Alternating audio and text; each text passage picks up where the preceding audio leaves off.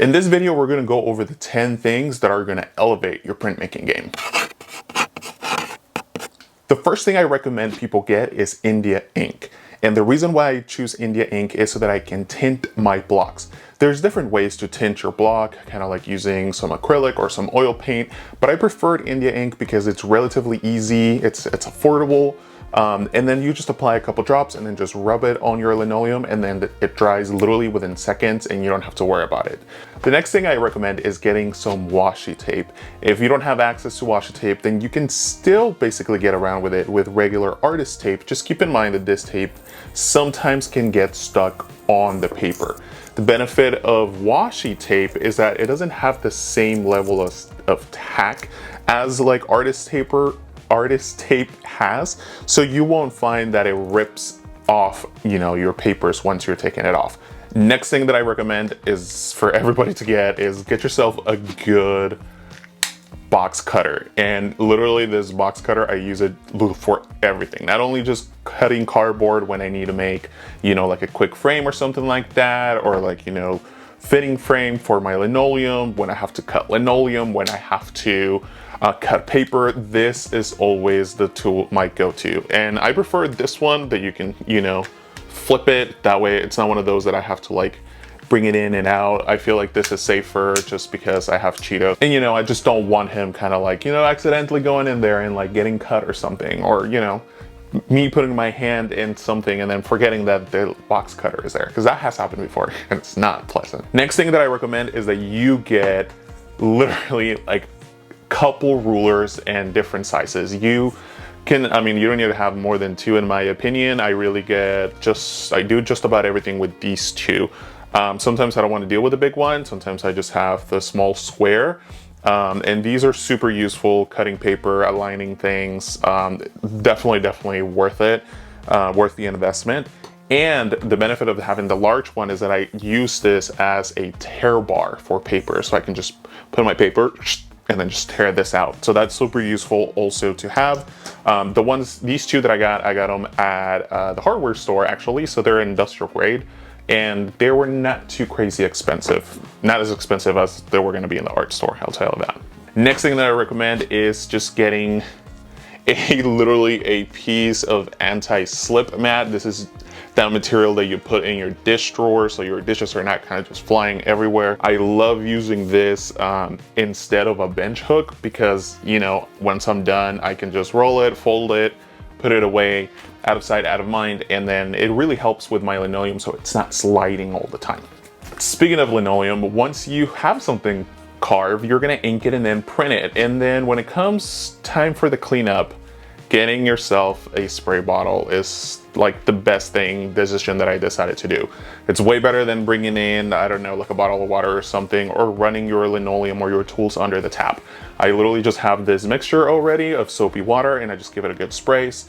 And I always have a bottle around because I also keep it to clean my hands, because as you're printing, you're constantly getting little smudges and ink in your fingers, and I try to make sure these are as clean as possible. So I tend to just give it a good spray, and then I just clean my hands and then get them dry, and then boom, I can jump on to whatever I have to do next. Next thing is super important, at least to me, just because I am 32, so I am getting up there. I mean, my vision's still pretty good, but sometimes the lighting here in this specific room is not the best.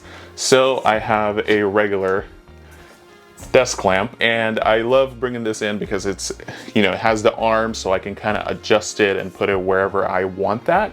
And I can put it, out of the way when I don't need it. So totally having a desk lamp is super useful, especially when you're working at night. Next thing would be upgrading your set of tools. You don't necessarily have to go like, oh, I'm gonna get both at the same time. These 2, I got them at different stages. And then I even have some of these woodworking ones that were gifted to me. So everything that I have, like literally all of this, has been accumulated over time.